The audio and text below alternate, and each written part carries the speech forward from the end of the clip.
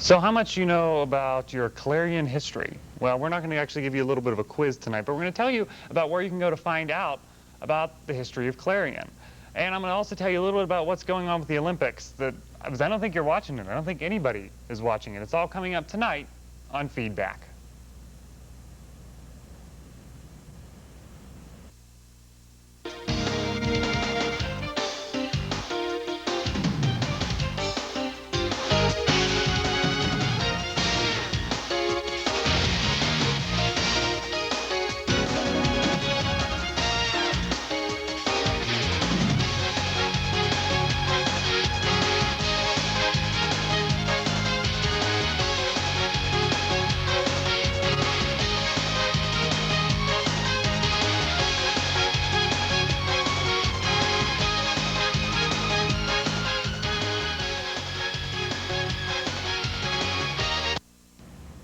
And welcome to this Tuesday night edition of Feedback. Good evening, I'm Mark Espatakis.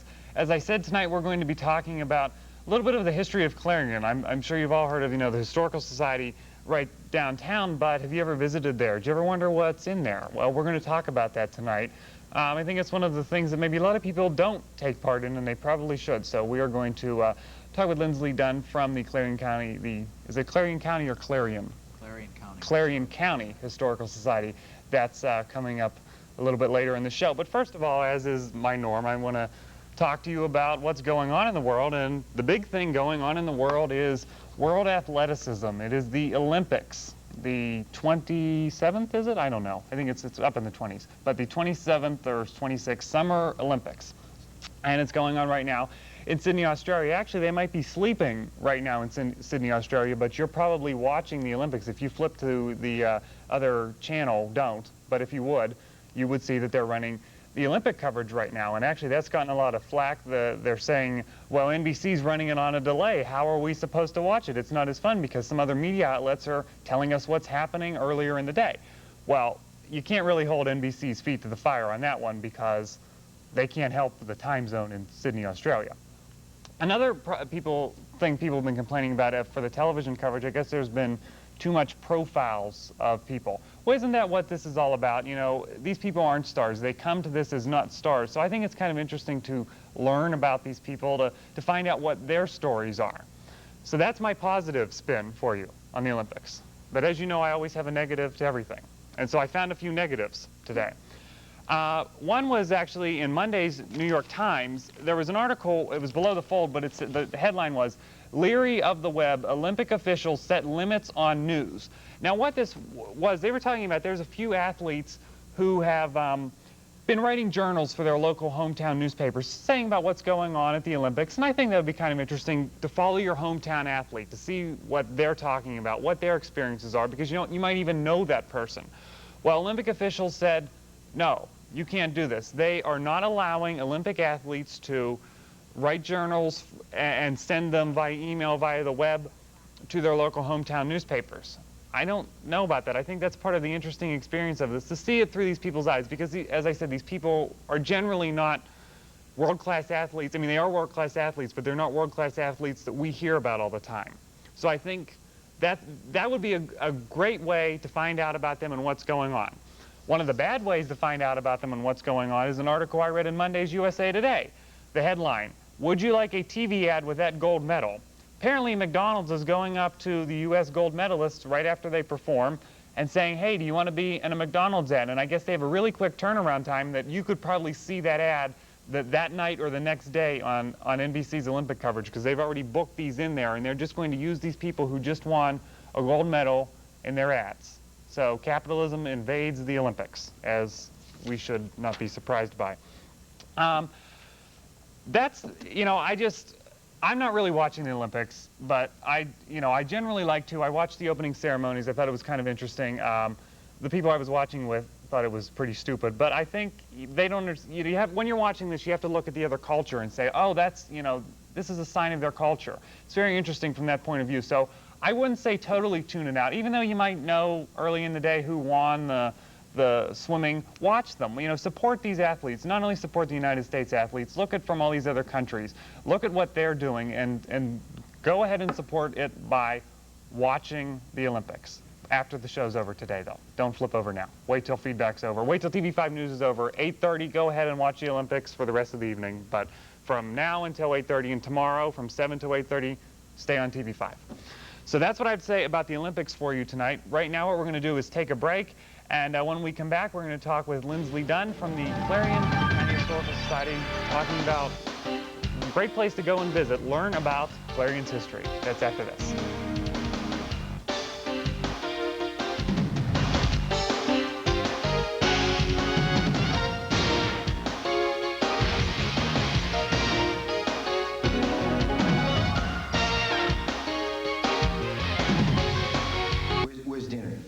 Well, I thought you'd be home a couple of hours ago, and I put everything away, so I didn't... What is this?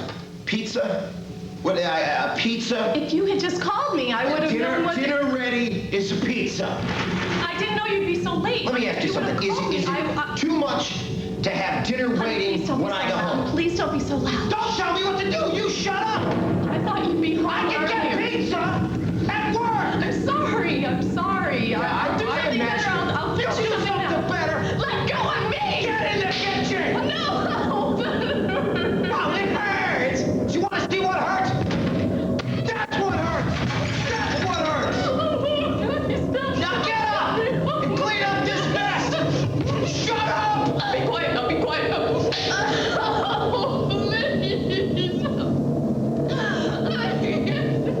please. For information, call 1-800-END-ABUSE.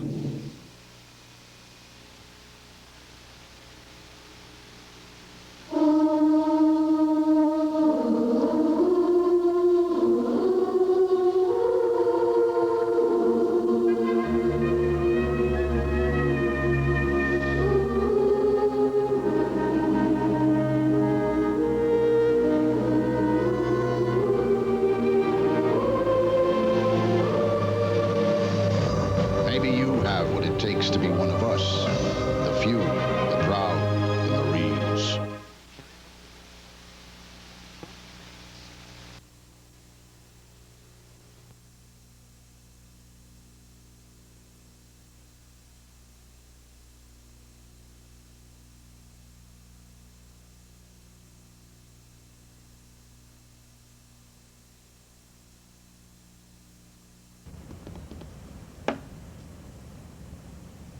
Welcome back to Feedback. I'm Mark Despotakis. As I said, tonight we're going to be talking about the history of Clarion and where you can go and learn more about the history of Clarion.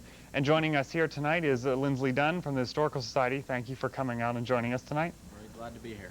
So, the Historical Society, for those of us, now I know where it is, of course, because I'm an informed person, but Right. tell us where it is for those of us out there who may not know where it is. Well, The Historical Society is located on the lower side of the park, Okay. just below the courthouse, downtown Clarion. And so is it distinguished? We have a sign out there or something? Well, unfortunately, we don't have a sign right at the moment. That's been vandalized a couple times this last year, geez. so we've been having problems. But it's the only red brick house on the lower side of the park. Okay. We're in the process of having some renovations done, and looks like it's in tip-top shape. So what can we find? You know, what can we see when we walk into the building? What are we going to find there? Well, first of all, I do want to say that the Historical Society is a county historical society. Mm-hmm. We don't just focus on Clarion Borough. Mm-hmm. We try to focus on all the townships within the county. And the house itself, just to give you a little history on the house was constructed in 1850. So this year is our 150th anniversary of the home. It was constructed by a local attorney who came here to Clarion from Indiana, Pennsylvania. And he very quickly became a very well-respected attorney. His name was Thomas Sutton. Unfortunately, he only lived in the house for 3 years. He passed away in 1853. He was in his mid to late 40s, I believe. His wife remained here for a couple of years, but she later moved on. The house then went through several owners. Up until, well, sometime in the 1890s, probably a lot of people don't realize this, it was operated as Keller's Academy. A gentleman by the name of John Keller purchased the property, and he ran a school for young boys in the home. Just in that house? In that house. We think that was about 1895, 1898, somewhere around there. But the major changes that took place in the house occurred between 1909 and 1910. That is when John Dietz purchased the property. John Dietz was the local hardware store owner.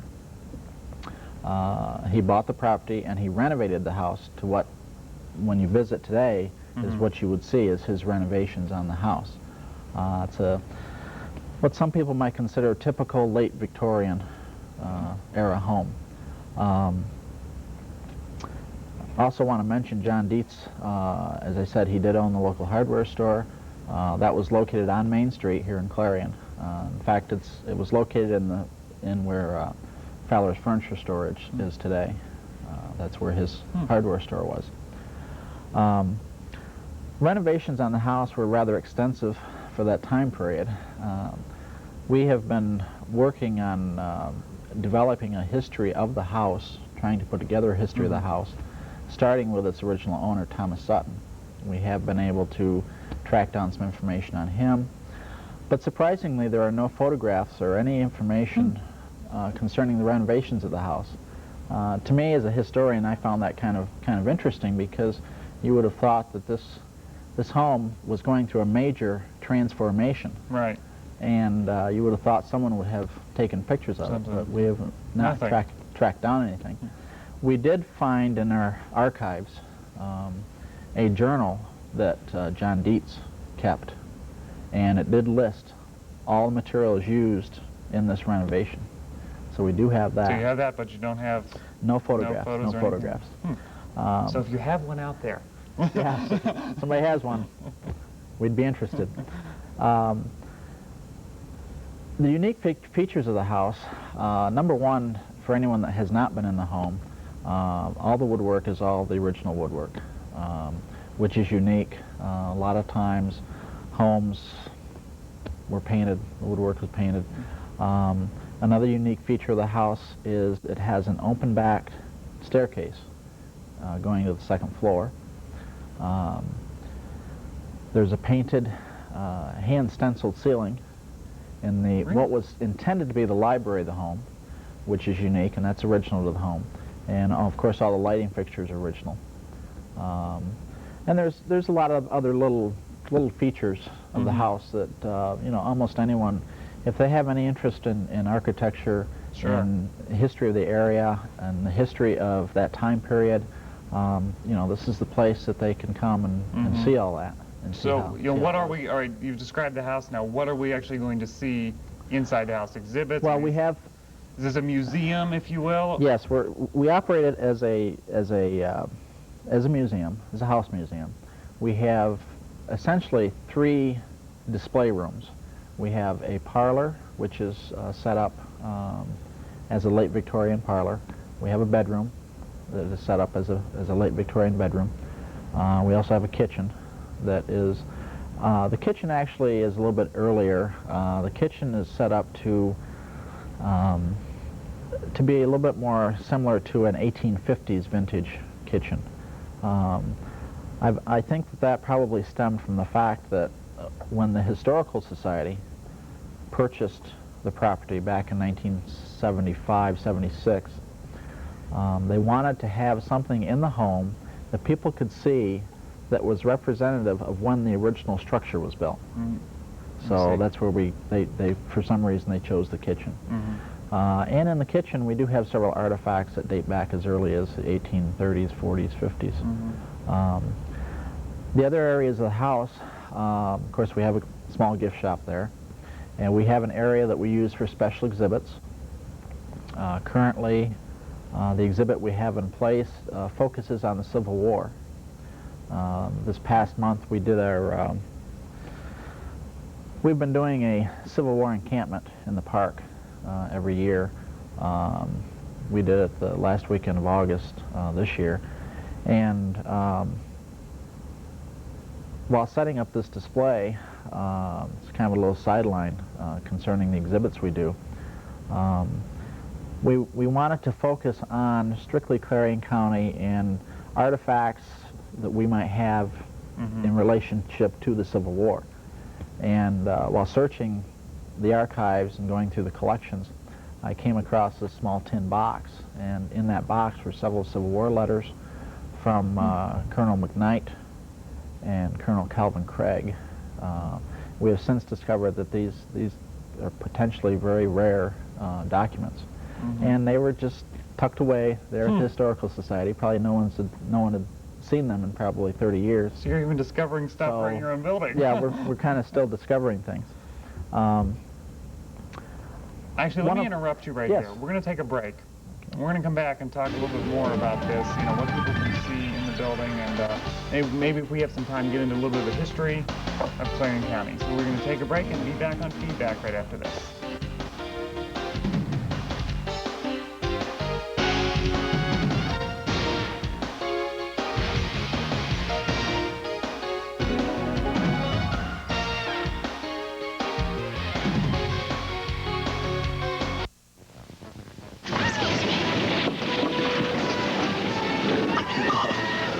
Hey, kid, my friend wants to know if that girl will go out with him. Pass it down. Hey, Grandma, ask the girl on the end if she wants to go out with this loner. The young man wants to know if the girl over there is a donor. Somebody wants to know if you're an organ and tissue donor. Yes. Hey, me too. Are you a donor?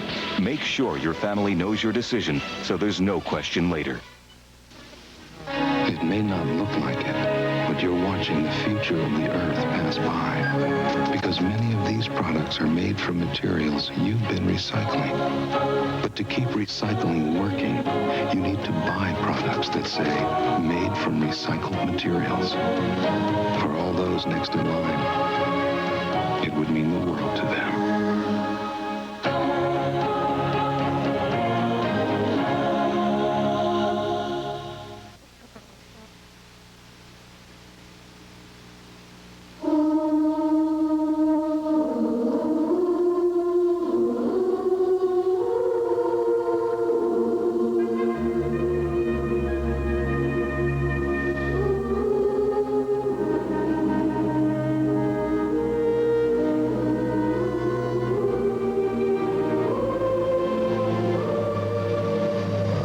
Maybe you have what it takes to be one of us. The few, the proud, the Marines.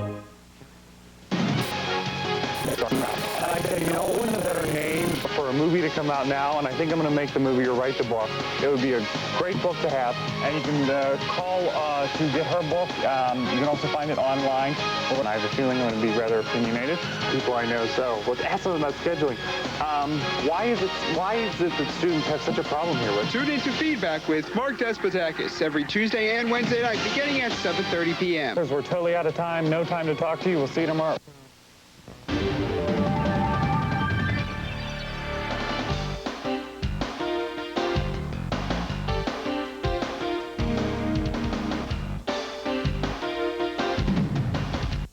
Back on Feedback talking about the history of Clarion County and talking about where you can go to find out about the history of the Clarion County Historical Society. Lindsley Dunn from this Historical Society is joining us. We were talking a little bit about the building and actually how you said you found some things, right. You found history in the building. Right. Tell us a little bit more about what we can see in the building. You were saying about the bedroom and the kitchen. What else is there of note? Well, we have a genealogy library. We attract a lot of visitors that come in working on their family history. And actually, through the generosity of Clarion University several years ago, the Historical Society Library was able to add a large number of volumes to to our library, which has helped us a great deal. Right. It generates a little income for the Historical Society, but because and for the simple fact that probably a lot of people don't realize is genealogy is the second largest hobby in the country. Really? We do get a large number of people that come to work just on their family history. We have histories on Clarion County. We have various county histories from many counties from throughout Pennsylvania, and that's one attraction to our library. Census indexes are also a big attraction, you know, things of that type.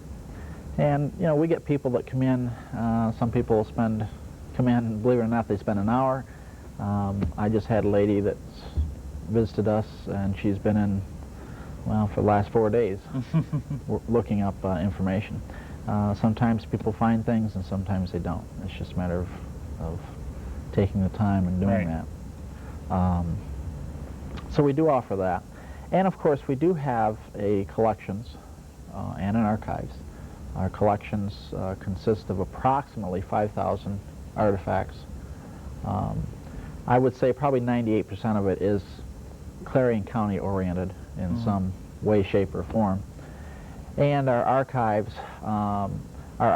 is a project that we'd like to get started on in the near future to try to get things cataloged so we can better keep track of things. We have been working on a collections management project, so we are working on being able to track our collections to know exactly what we have. And we're doing this for several reasons. One is so the staff at the Historical Society knows what they have for special exhibits. For people that come in doing research, they can tell them what we have in the collections. And knowing what we have in the collections, of course, helps us develop exhibits. Right. And you know, things of that type. So say I come down there and I want to go through the society. Am I going to be a self-guided tour? Is there someone going to be there to take me through and point out these things? Do you have a map? It's pretty much self-guided tours. Okay. If anyone, generally, people are greeted at the door. Generally, if anyone express an interest for a guided tour, we will show them around and give them a little bit of history of the house itself. Tell them about some of the little idiosyncrasies about the house. And, one of the interesting things was a couple of years ago we had a gentleman visit us that remembered being in the home back in the late teens, and he told us all these neat little stories about the house. So that was kind of interesting. It was a distant cousin of Mrs. Dietz, so he remembered. And that was still kind of always a learning experience for you down there working at the society. Right. So there's an admission fee, I presume, to go through the admission house. Donation. Donation. Okay. All we ask for is a donation. Yeah, but we do have a small gift shop there. Okay. Which I say it's a small gift shop. We have a good variety of publications and things of that type, souvenir type items and stuff like that. So what are the regular hours, regular business hours? Regular business hours are Tuesday through Saturday, 10 to 4. Okay. If we're doing any special events, if there's any special events going on in the area, in Clarion particularly, we generally extend those hours to 6 o'clock in the evening. So is that the way it's going to work for Autumn Leaf? That's the way it'll work for Autumn Leaf. Okay. Yeah, and, you know, what if, let's say there's an organization out there who wants to come down. Can they just call you and say... Anyone that wants to come down and take a tour, just give us a call and we can set up a date and a time. And I mean, we're there. The Historical Society is there for the public. And, right. That's what we do. How are you funded? Are you funded solely on donations, or are you getting money from the county, from the state? We get funding from the Clarion County Commissioners through the county budget. We do get some funding, special grant funding through the state, the Pennsylvania Historical and Museum Commission, and the balance is what we make up with donations, contributions, library use fees, gift shop sales, things of that type. All right, so we're down to about a minute left here. Let's run down the times again and when people can come down. We're open Tuesday through Saturday, 10 to 4. We are open other times by appointments. Okay. If any groups want to come in, just give us a call and we'd be glad to. Want to give that phone number out? A phone number is 226-4450. Okay, sounds good. Like I was telling you during the break, during Autumn Leaf, I'm definitely going to get down there and check this out when I have a free moment. Looks very interesting. Invite everyone to come down and check us out, see what we're doing. Sounds good. Thank you, Lindsley Dunn from the Clarion County Historical Society for joining us. We'll be back after this on Feedback.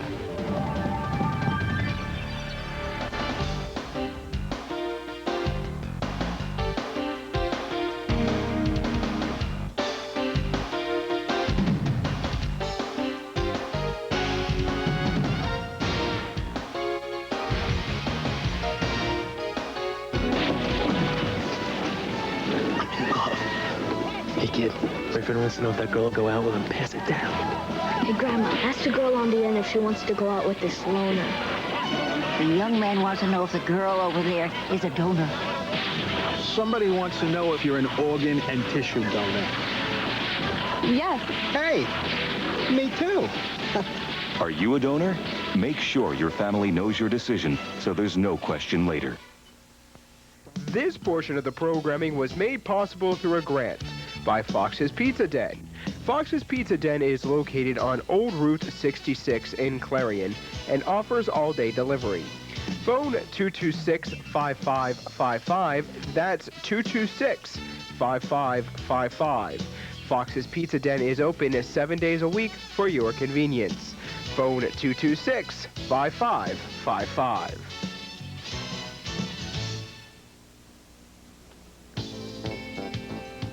This portion of the programming was made possible through a grant by the Carpet Barn. The Carpet Barn is located at 470 South 5th Avenue in Clarion. The Carpet Barn is open Monday through Saturday for all your carpet needs. So call the Carpet Barn, 226-7332.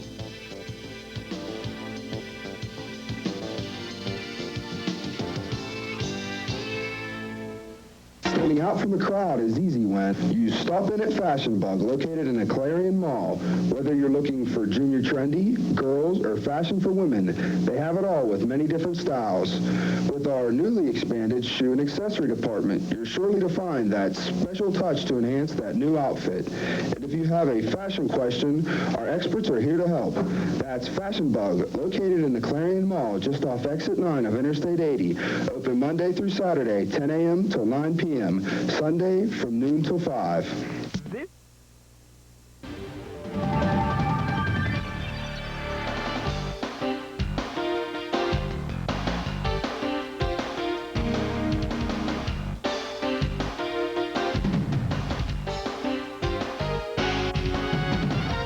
And welcome back to Feedback. Coming up on tomorrow night's program, you may have read about it in the Clarion Call last Thursday. There were some students who went on some mission trips around the world. So we're going to be meeting with them tomorrow's show about their experiences, what that involved, how they get into that. That's coming up tomorrow. Next Tuesday night on the show, next Tuesday is Borough Council. Next Wednesday night, we are speaking with Ann Hampton Calloway, Tony Award nominee for Swing, the Broadway musical. She will be joining us via phone.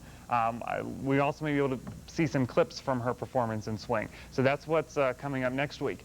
The news comes after this program, but immediately following us here in just a couple seconds, you're going to see kind of a promotion for us, kind of what TV5 does. About 2.5 minutes of what we are at TV5. We just want to show you a little bit of what we do. So that's coming up right after Feedback, followed by TV5 News. Stay with us for that, and then you can go watch the Olympics at 8:30 if you really want to. Thanks. We'll see you tomorrow.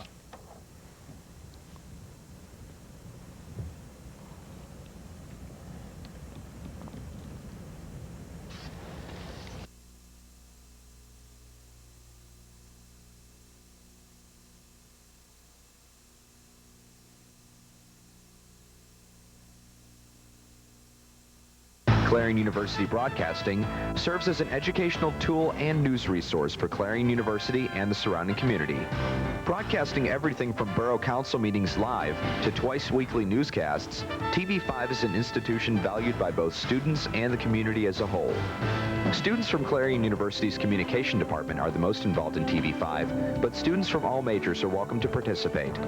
Each and every TV5 production is student-produced, directed, and hosted. There's no better training than on the job like this. TV5 News provides local news coverage as reported by Clarion University students. Good evening, I'm Christy Herman. And I'm Carolyn Kelly. We begin our primary 2000 coverage tonight with a look at voting locally. Student reporters, anchors, and producers create a newscast 2 nights a week that reflects the news of the day in Clarion.